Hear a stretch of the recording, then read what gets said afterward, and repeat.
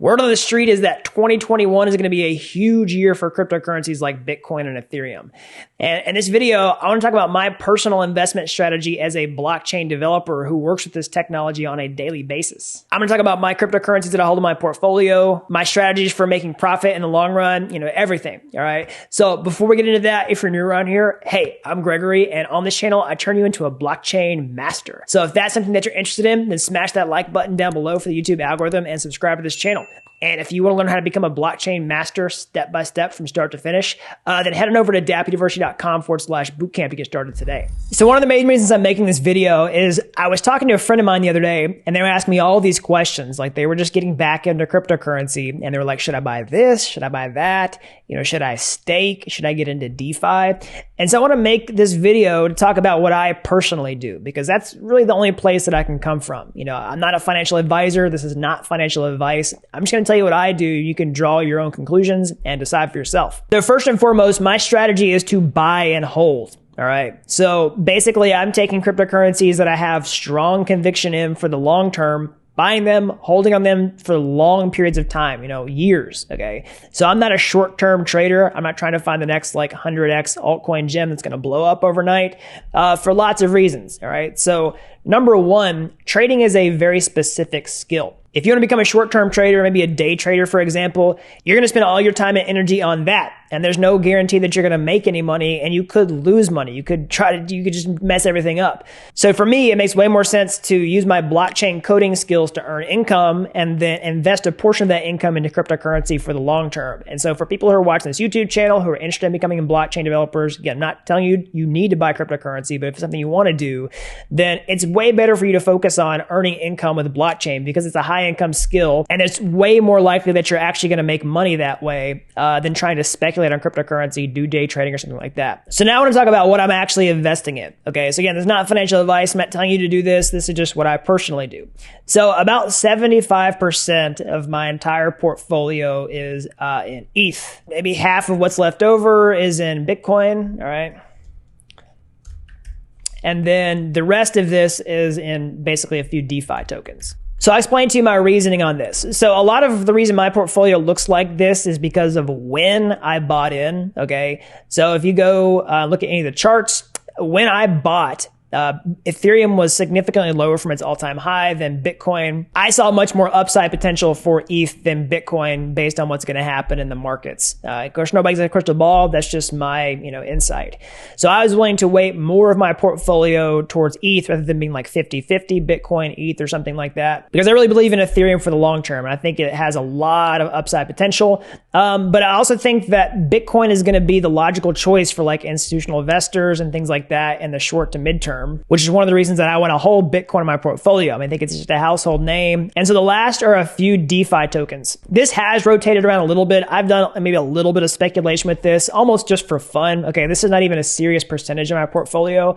But currently right now, I think the only DeFi tokens that I hold are Aave. All right, so Aave and also Synthetics. So these are some of the two top performing DeFi tokens over the 2019 to 2020 bull cycle for DeFi. And these tokens went up like 100x. All right. So it's one of the reasons I hold these is because I got in on them relatively early, not the ground floor or anything like that. All right. So that's an overview of what my portfolio looks like, at least the balances. Okay. So now I want to ask a question that I got from my buddy the other day. And I know a lot of people, ask is, should you DeFi? Okay. So a lot of people think if I'm going to hold this cryptocurrency for the long term and it's not going anywhere, should I just lock it up and put it in a DeFi protocol and earn additional interest on it that way? I would say it depends. All right. So me personally, I don't keep a large amount of money inside of DeFi for a few reasons. There's smart contract risk. I just don't want to keep a significant amount of money and something like that. And some people would say, oh, isn't that hypocritical?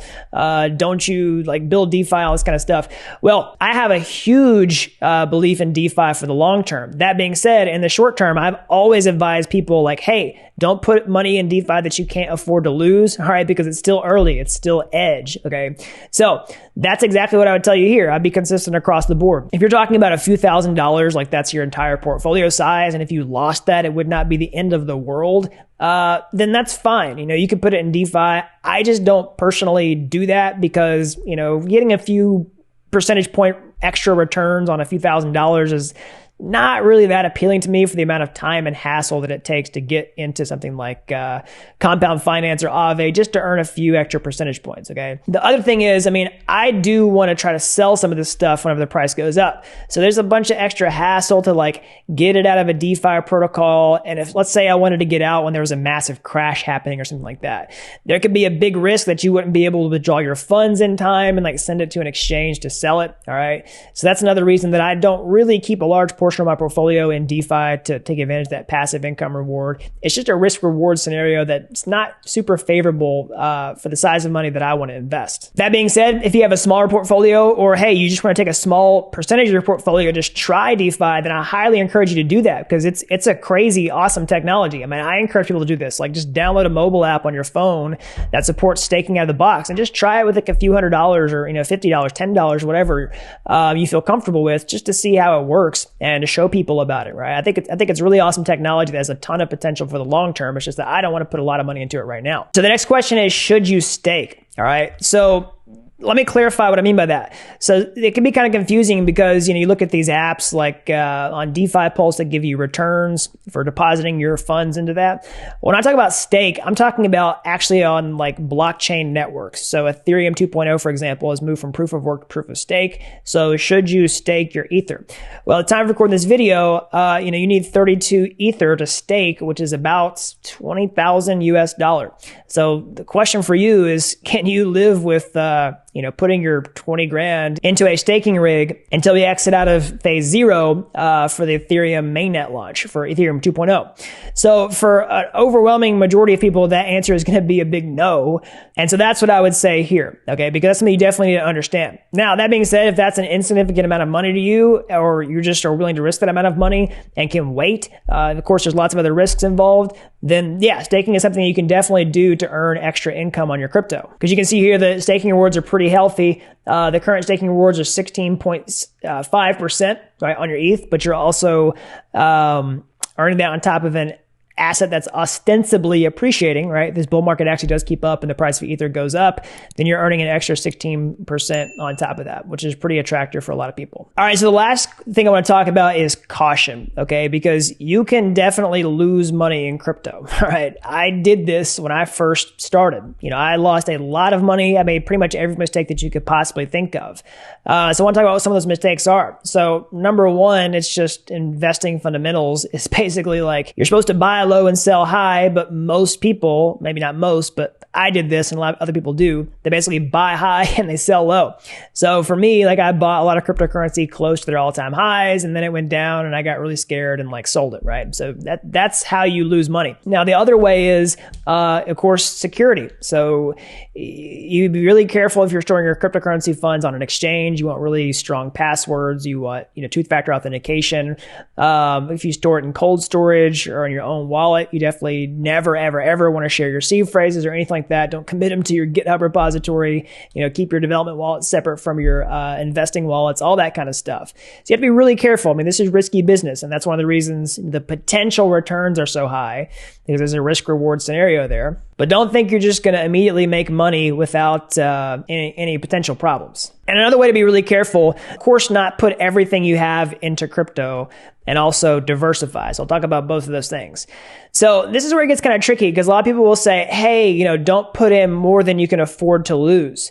But the hard truth is it's hard to make a life-changing amount of money with cryptocurrency without putting in a significant amount of money that sort of makes you sick to your stomach when you see it go up and down, okay? Because let's say you could make a 10x, okay? So let's say you put $1,000 into cryptocurrency and you got a 10x and you actually pulled the profit out. Well, you got to pay taxes, all that kind of stuff. And $10,000 is great.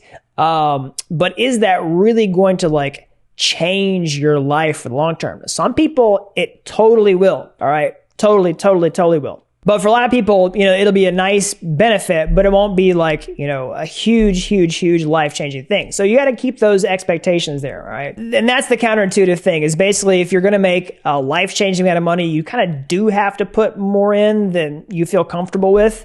But that being said, like, don't put in an amount that would ruin your life if you lost it. Okay. So that's my caveat there. Okay. So the other thing is you can help by diversifying. So I personally do this. You can diversify into other things like stocks or real estate. I don't personally do the stock market. I prefer real estate investment. So that's what I do in addition to cryptocurrency. And so you want to have some other asset, and it's like you don't even want to invest in stocks. Like cash is probably still okay to have in addition to your cryptocurrency, just because there's so much risk involved. Like you don't know what you're going to do when you get in those situations. When you see a big 30, 40% pullback, are you going to sell and lose your money? So if you put all your cash in there and you do that, then well, there it goes. So that's what I would say. You definitely have to have caution when you're getting into this. And it's really easy to go like watch the prices go up and think that you're going to become a millionaire overnight. But those are the realities. You know, I've lost money doing this, but I do plan on making a lot of money with it over the long term. And those are some of my thoughts on how I'm doing it and some, tips for you. Again, this is not financial advice. I'm not telling you how to invest in cryptocurrency or that you should. I'm just telling you, what I personally do so you can derive, some insights for yourself. All right. So that's an overview of my crypto investing strategy for 2021. As always, it's not financial advice. This is just what I'm personally doing. I want to show you that so you can make informed decisions for yourself. So as always, smash the like button down below, subscribe to this channel. It really helps these videos get found so that more people can learn about blockchain. And if you like these videos and you want to learn how to become a blockchain developer, then how can you get started today? Well, you can go to my YouTube homepage. You can find any of my free courses there. They're like Udemy courses, but they're totally free. All right. You can also see some cool stories there of people who have changed their careers, become blockchain developers, gotten this exciting space. There's also a playlist there that I'll tell you about that. Okay. And if you like those videos and you want to take the next step, or hey, maybe you're sold now and you want to take a master shortcut entirely, then I can show you how to become a blockchain master step by step from start to finish. All right. Just head on over to dappuniversity.com/bootcamp to get started today. I can show you how to build your own real world projects. You can land a high paying job, become a freelancer, whatever. All right. So that's all I've got. And until next time, thanks for watching Dapp University.